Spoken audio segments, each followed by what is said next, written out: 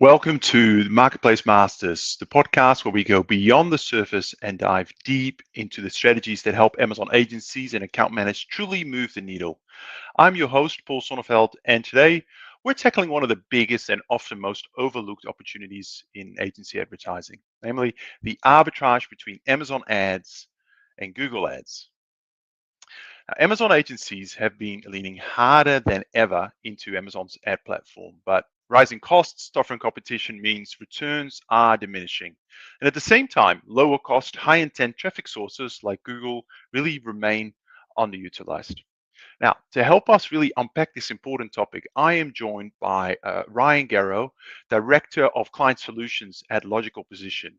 For those who don't know, Logical Positions is one of North America's premier marketing agencies, a Google partner, and a leader in cross-channel growth strategies.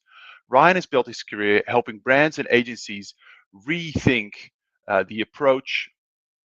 Oh, something's not working here. Let me start that again.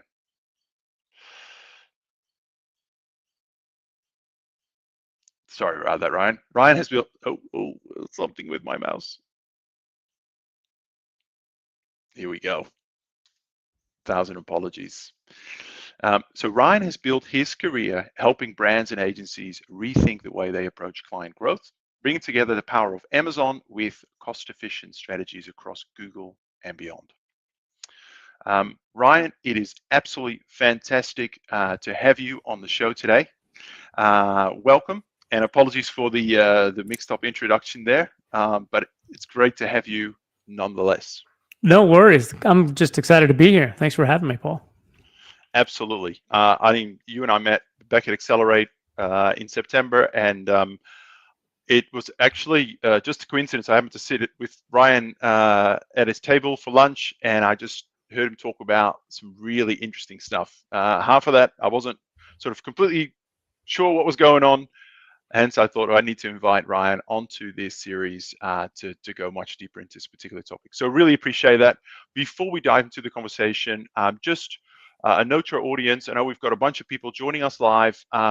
This is a live session, which means, hey, things go wrong, but on the positive note, you get to ask your questions. So you have something for Ryan that you want me to address as part of this conversation, pop it in the comment section on LinkedIn or on YouTube, and I will put it in front of Ryan there. All right, let's do this. Let's kick off with question number one. Really sort of big picture question here is Ryan, when you look at Amazon agencies today, where do you see the biggest blind spots in terms of how they allocate ad spend? I mean, there's probably a lot of areas that they can focus on, but I think what I see often is that they almost get tunnel vision on focusing on what they can advertise on Amazon. And it's not bad. There's a disgusting amount of demand on Amazon. We just went through Black Friday, Cyber Monday, and there's a ton of demand there. But I think it's only getting more competitive, and I think agencies at the end of the day have to get a little more creative in where they're finding some of the traffic to convert on Amazon.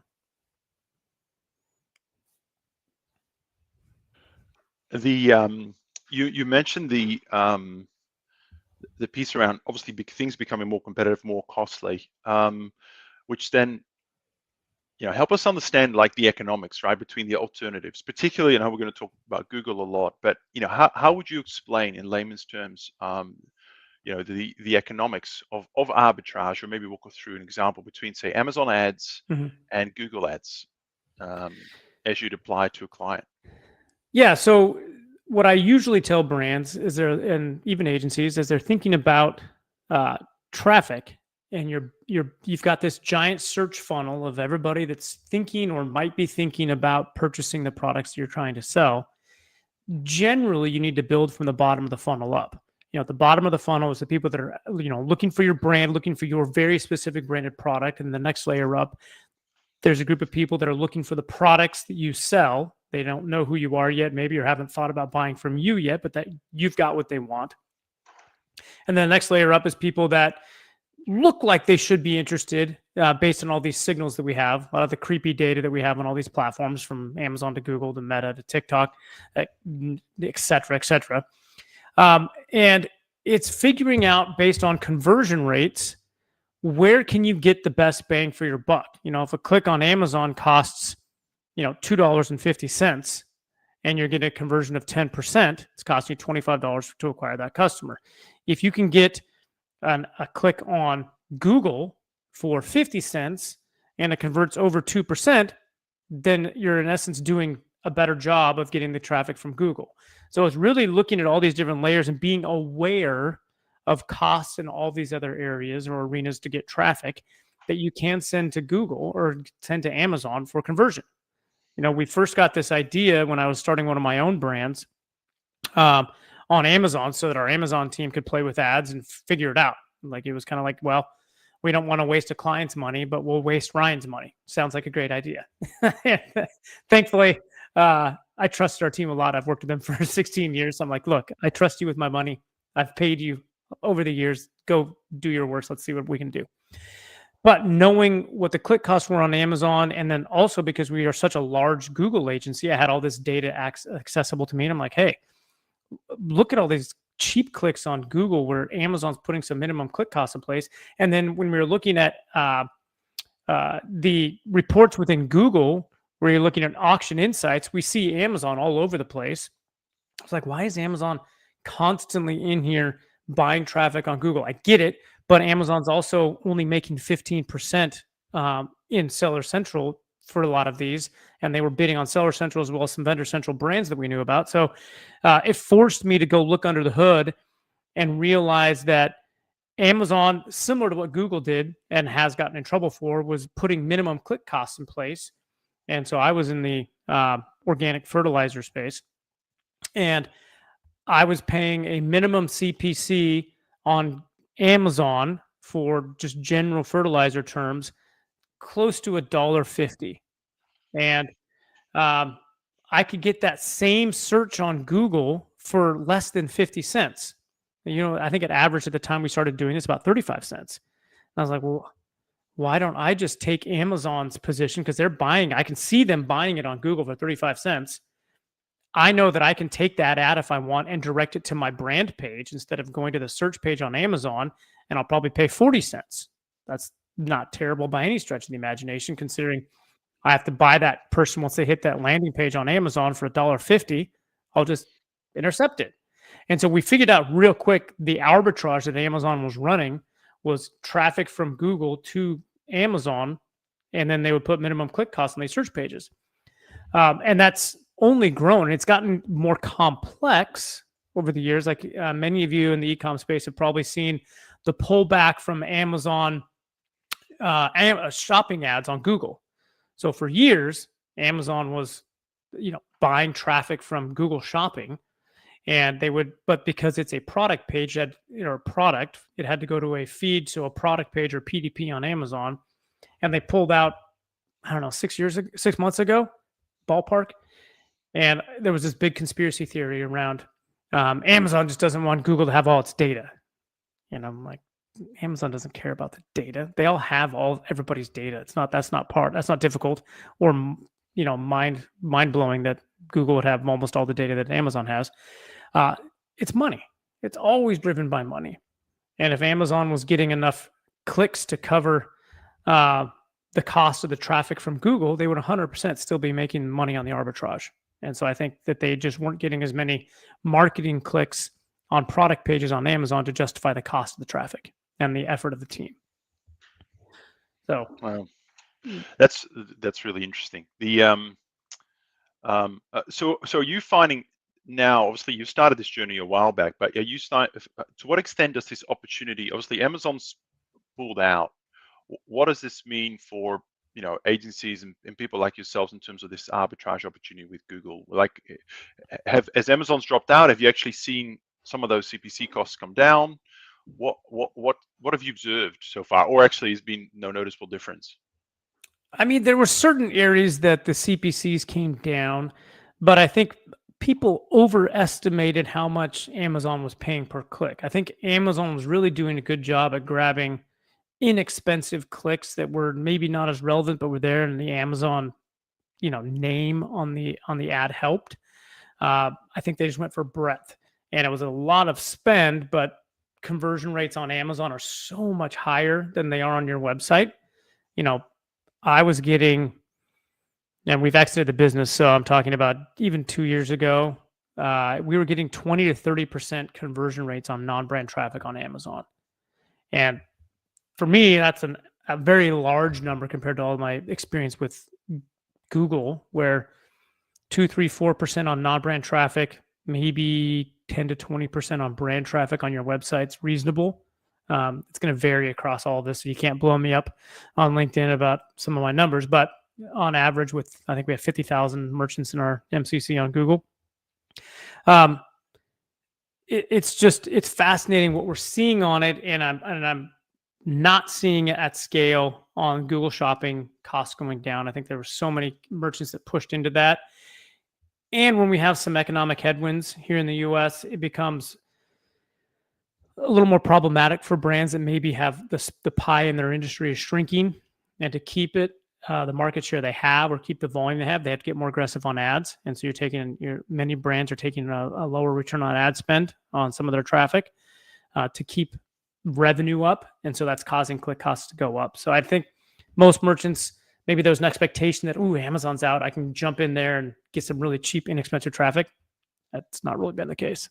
And they stayed in a lot of the search ads because they're landing search ads off of Google, are landing on category pages where there are ads everywhere. I mean, if you go to Amazon, especially on your desktop, you can see where it's, hey, there's the brand ad at the top.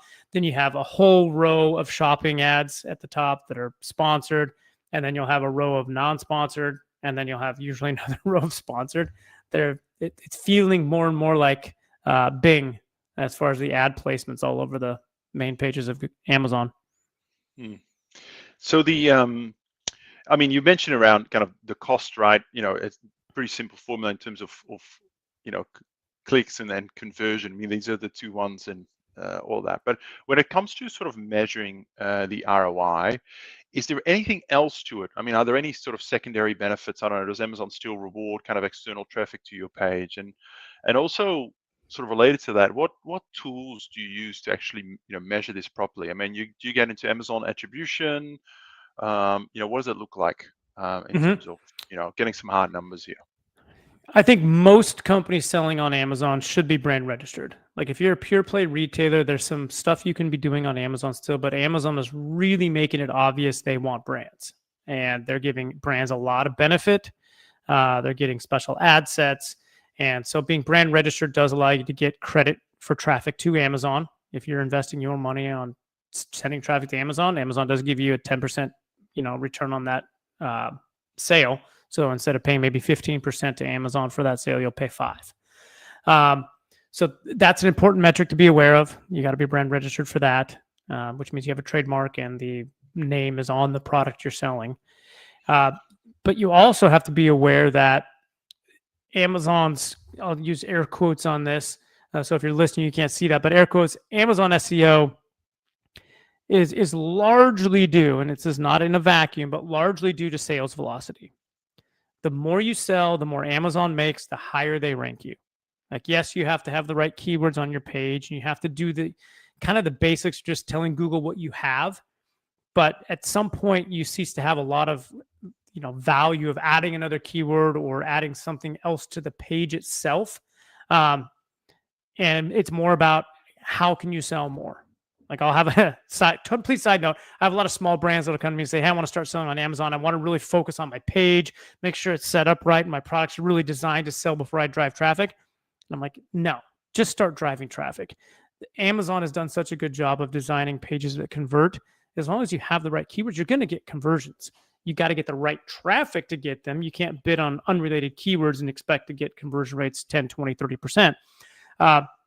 But Amazon's choice, all the cool badges that help increase conversion rates, like the rich do get richer on Amazon. So you've got to get there quick. And a lot of times you're going to have to invest money, and you might not make a lot. You might even lose a little bit of money on some of those early on conversions, but getting the sales, getting the reviews, and getting yourself in a position where you can start getting Amazon's choice badges or top seller badges, they will really help. And so that's an important metric that doesn't have often an exact ROI that you attribute, because it's difficult to say how much of that sale that you drove from Google, for example, contributed to the exact value you're getting on being ranked number 3 versus number 5 in a category.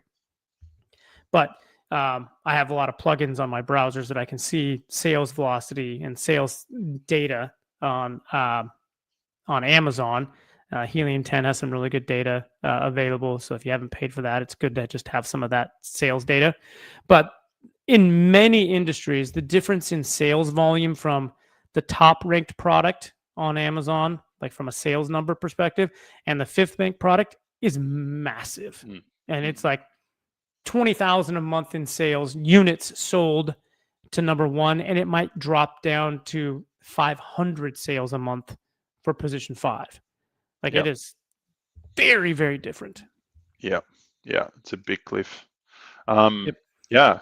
So you talked about some of these benefits, right? I sort of want to look at it in the reverse, which is if you're working with a client and let's say they have 20 ASINs, right? How do you is there a framework that you use to say, right, actually these would be good candidates for using sort of Google Ads approach here, and these ones may not? Obviously, there's a bit of a category lens to as well. I want to get into that first, but are there anything just on the pure product characteristics? I mean, things like existing conversion rates, Amazon choice badges.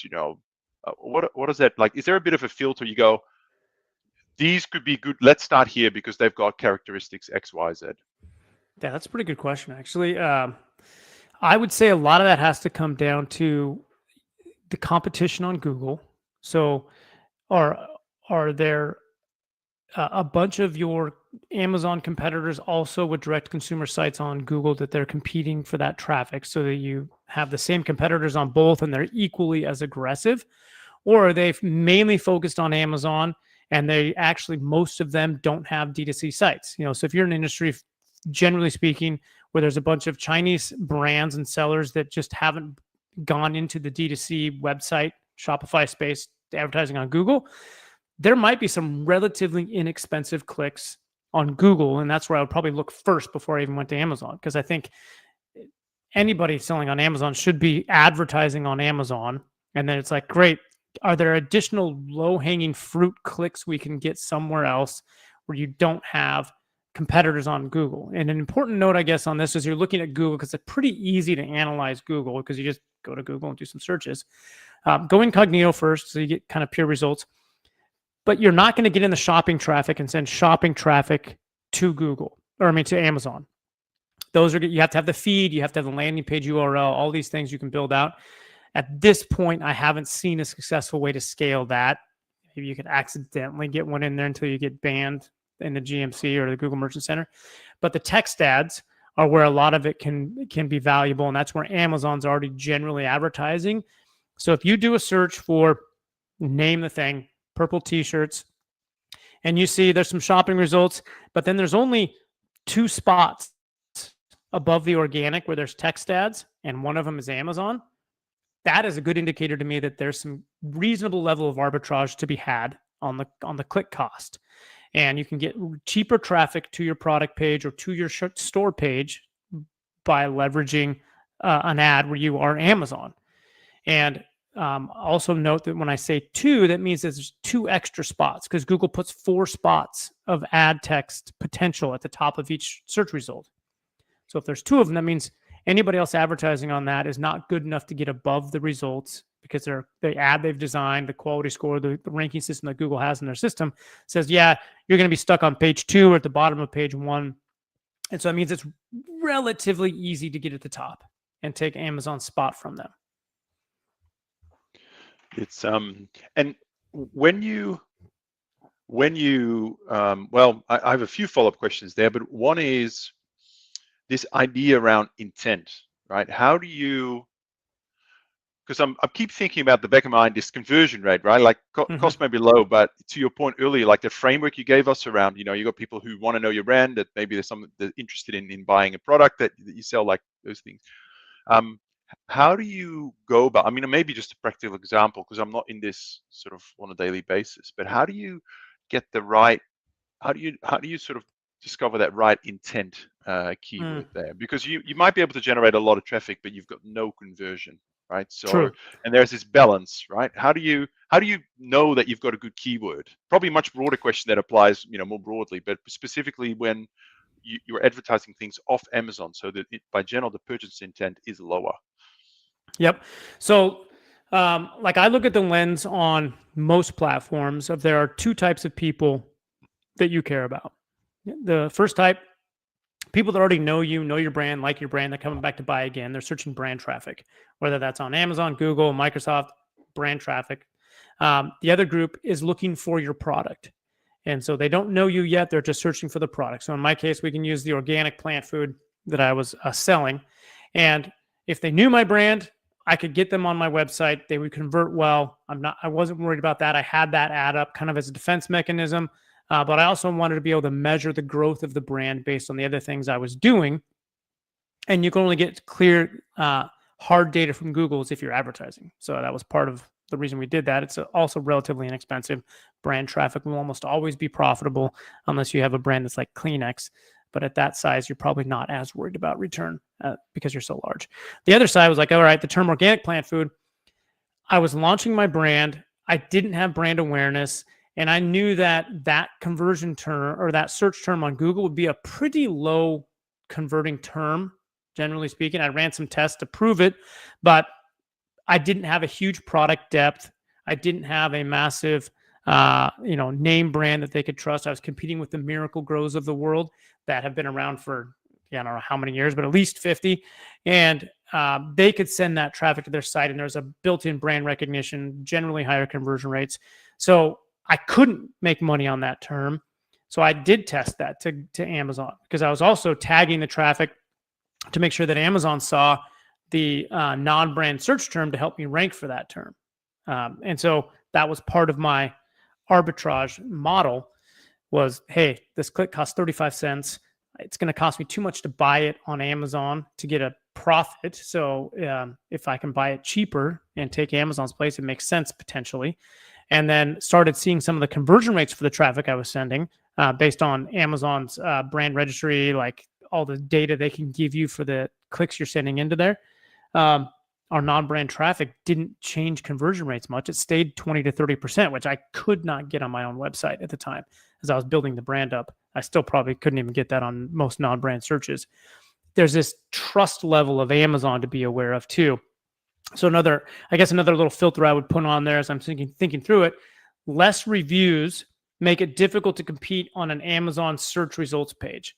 Like if there's a bunch of brands with built-in reviews that already are hitting the thousands and you don't have that yet, ideally you want to get that traffic from somewhere else where the trust factor of Amazon helps you. And so that's where I think I accidentally hit something that I hadn't been thinking through originally on that Google traffic was if Amazon's sending somebody to their site from Google to, in this case, my brand, there's a built-in trust there that, oh, this is from Amazon. I can buy a new brand on Amazon because if I don't like it, I just return it and Amazon's going to give me my money back.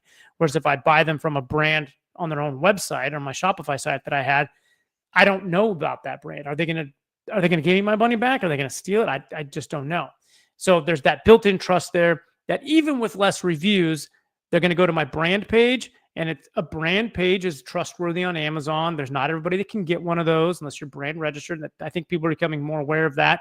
And I can tell a better story there about my brand and how wonderful I am and how trustworthy I am, even with my product having less reviews. And so that's one way to build up reviews.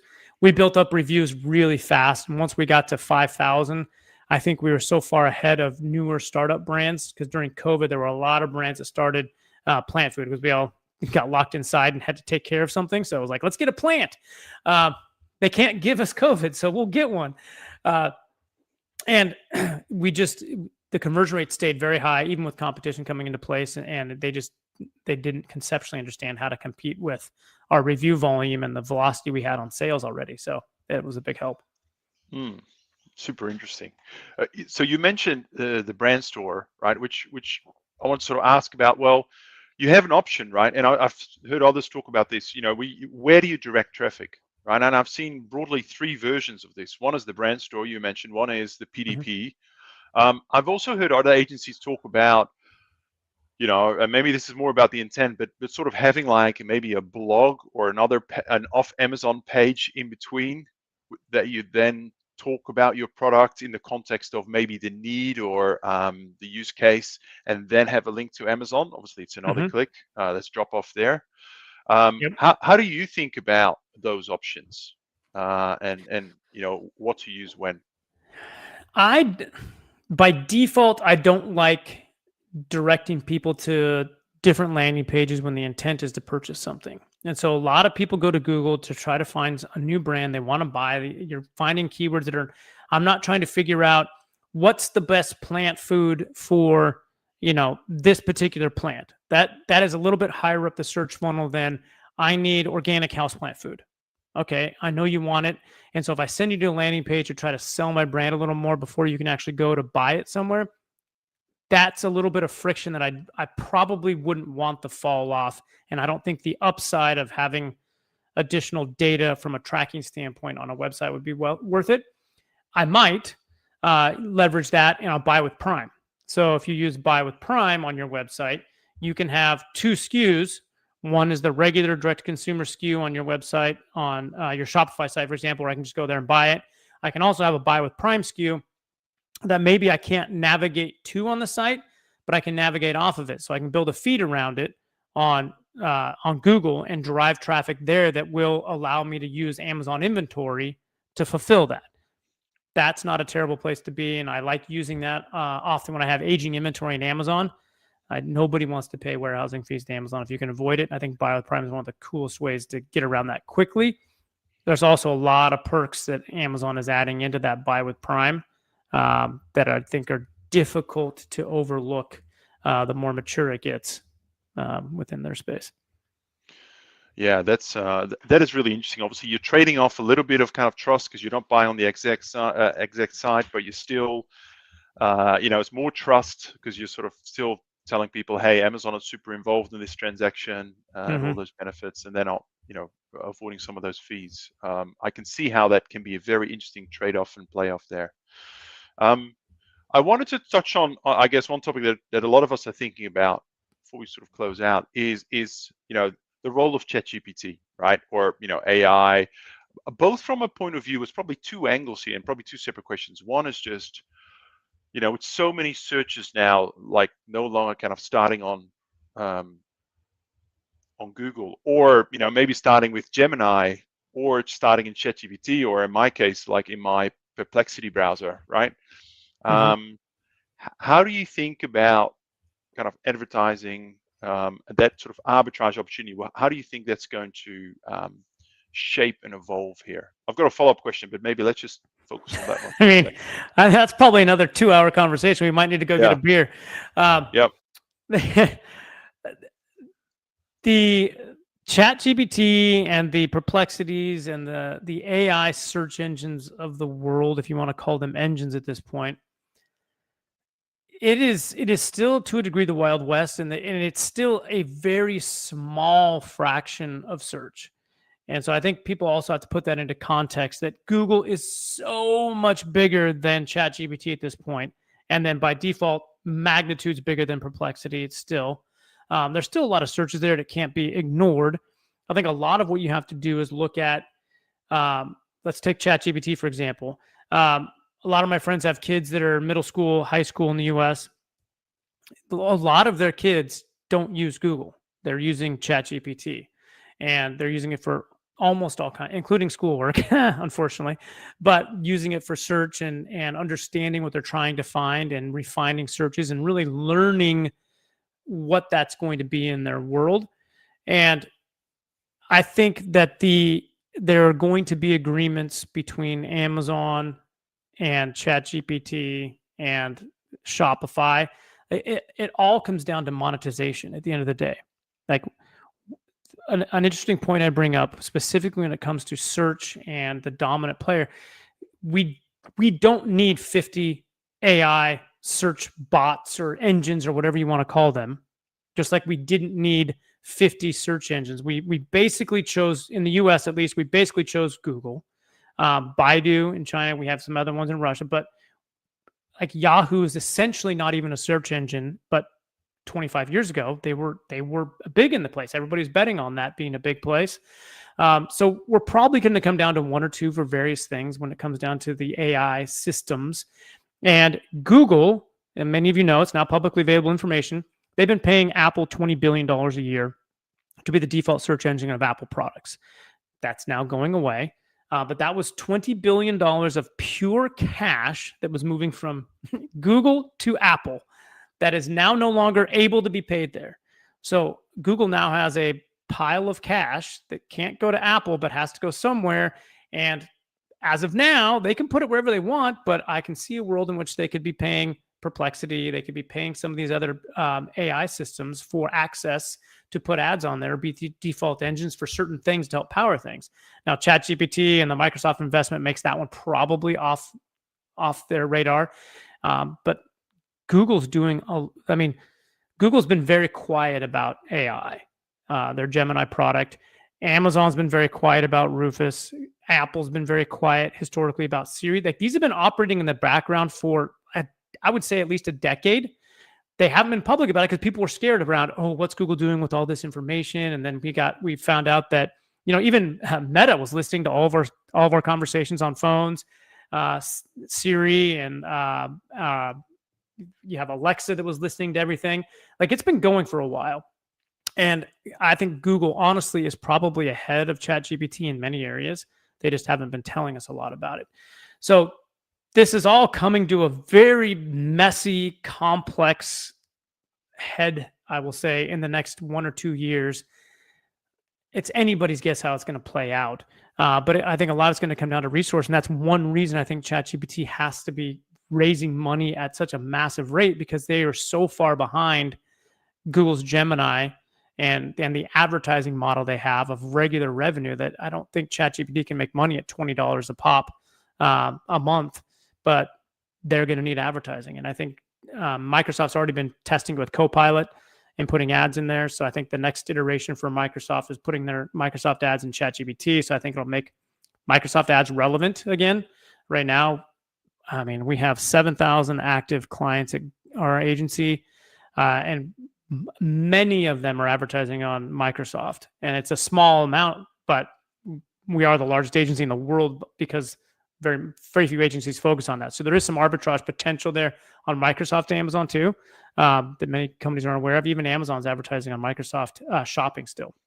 You can see some of their ads there. So yeah, that was a very long answer to, AI arbitrage. Who knows exactly how that plays, but I think the bots buying from bots is something that's going to continue to evolve. And we've already seen like the ChatGPT Shopify agreement. I assume there's one where Amazon starts kicking money into ChatGPT. They're probably in negotiations and close to that to be able to use, my Amazon Buy with Prime is going to integrate into there potentially. And let me buy on Amazon. Who knows? It's we should do another one of these in 6 months, because I think we'll have a lot to talk about again. I think it will change a lot. It's obviously moving at a rapid pace. Oh, it is. So, and that's why I tell everybody, you have to be testing constantly. Like, I can't imagine being an agency generally that has one single focus on one platform and doesn't think around the other things going on, just because we figured out that your D2C site, the marketing doesn't operate in a vacuum. Like it used to be, I would say 10, 15 years ago, like Google traffic went there. It didn't impact things. And we also didn't have the insights. I'll say that too. We didn't have complex attribution models. Amazon is such a large portion of overall e-com sales, generally speaking. It can't possibly be operating in a vacuum. Like we figured out early on, we can't possibly just be focusing on Amazon ads. Like TikTok and Amazon are getting close. There's influencers that are sending traffic there. Amazon's paying influencers to do different things. We have partners that do nothing but create content and put that all over the world, almost like a PR company, but they get paid only when they sell things on Amazon. I mean, there are so many ways to drive traffic at so many different parts of the funnel. If you don't do it, you need to know who else does that part of the funnel for you to make sure your clients are taken care of and they're continuing to grow. Yeah, which maybe that leaves me with the last question, and I apologize to our audience. We are a little bit over here, but just on that topic, right? I know logical position is a very large. You guys are one of the largest globally in this stuff. But I'm thinking about the smaller agency here, like maybe the 10 to 20 people. Mm-hmm. We're always busy, right? Delivering on clients, sales pitch, and all of that. But really, what you're saying is you need to continually innovate and take a step back and look at all these things and sort of get that curiosity going in your mindset to work out, where the new opportunities are and how to explore them, run tests, and all of that. Any practical advice? Do you have any practical advice for agency owners, or what would it be in terms of just how do you foster some of this mindset in an environment where you kind of always feel like you're behind the eight ball, right? Because I think Mm-hmm. a lot of, I mean, obviously tuning into this podcast is one ray of sunshine there, but any just practical things in terms of how can you stay on top of things and how can you have a disciplined approach of just testing, trialing, and innovating? Mm-hmm. Probably a really big question, but any gold nuggets you have, I think might be quite useful for our audience here. Oh yeah, I mean, I was there. I had a team of I think 18 when we sold to Logical Position just over a decade ago. So I had that team where we had, I want to say, 80 pretty large, complex ecom clients where we were pushing into other avenues. And so what I challenged our team with constantly was like, we were one of the best in the world at the time, and I think we still are. But at the time, we were handling large, complex Google ads, Microsoft ads better than almost everybody else. I mean, Google was really helping us meet new brands because of the things they saw us doing. But because of that, we were also being constantly asked by clients like, well, you're doing well here, but what do you think of this? And I said no a lot, saying, hey, we're not set up necessarily for X, Y, or Z. But we did start doing, for example, some things in the affiliate space and learned a lot of stuff early on. This was 2010, 2011, back when affiliates were really just kind of scummy. They were stealing a lot of traffic from brands, and we had to put a stop to it. So we started getting into it and helping control it. But it was getting my team together and saying, where do our skills transfer easily? Where do we, you have to have bandwidth to do it. You can't bring something on for a client where you just can't possibly handle the workload. But then finding clients where they trust you and you're going to tell them, I don't know what this could look like, but we're going to charge you a fair rate that's going to be below market probably if we're learning something new. But because we're doing so good in this area, you're going to trust us to test this with you. And even some of the newer things, like we just stepped into TikTok on the marketing side and got this great channel partnership agreement there. It is crazy how quick TikTok is moving on evolving internally. So finding opportunities to test there is really easy to say, hey, client, you need to be here. The lift is relatively low for us. So like, for example, we're not even charging for the first couple months of some of the things we're doing on TikTok, just to say, hey, we need to get you up on here because you need some of this data. Yeah, I want some of the data too, but I really want to help you see if this makes sense. Let's see which of your buyers here. Start easy on remarketing, and then we can go into some search ads on TikTok, and then we can start sending maybe some of that search traffic on TikTok needs to go to Amazon. Maybe. I mean, it's not impossible to say. TikTok may not like that with the TikTok shop, but again, those are battles you pick later, but there could be some interesting creative ways that you can work systems to benefit clients. And that's where I always challenge our teams with is our job. We exist to help clients grow. And if we're not constantly thinking of new ways that we can test something and building up that trust that says a client, hey, we had this crazy idea that maybe we should do Google arbitrage for traffic to Amazon. And I was the first client that did it, but it was an easy test on somebody else too. It was like, well, yeah, I'd love to test that. Here, spend a couple grand. Let's see what happens.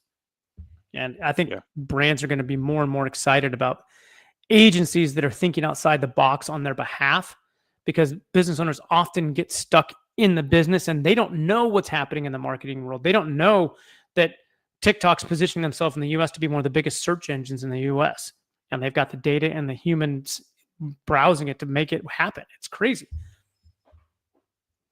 Very, look, let's leave it there, but that is great advice. I mean, practically speaking, I think what I took away from that is work with some clients that you've got a great trusted relationship and essentially co-invest, right? And find money and time and resource then to explore these things and really kind of drive their innovation. I mean, you made a really good point around your clients are probably finding it even much harder, right, to think about that. They're running their own business alongside talking to you about Amazon and all these things. Mm-hmm. So great words of advice there, Ryan. Well, we do have to wrap up. I just want to say thank you, Ryan, for coming on the show today. It's been super interesting. I'll for sure be rewatching this one in a few weeks' time, maybe over the Christmas holidays, because there's a couple of things in there I just want to go a bit deeper on personally. But really appreciate you coming on. Thank you so much. No, thank you, Paul. This was fun. Anytime. All right. Take care. All right, everyone, that wraps up today's episode of Marketplace Masters. Of course, as I said before, huge thanks to Ryan Guerra from Logical Position for shedding light on the hidden opportunities between Amazon ads and Google ads. If you've joined us live, I really hope you got your questions answered today and walked away with a couple of fresh ideas. I certainly have to take back to your clients. And if you're catching the replay, remember you can always reach out and keep the conversation going. Marketplace Masters is all about giving Amazon professionals really practical insights they can use to move the needle. And today's discussion was a perfect example of that. Thank you so much for tuning in, and I look forward to catching up with you as part of our next episode. Take care.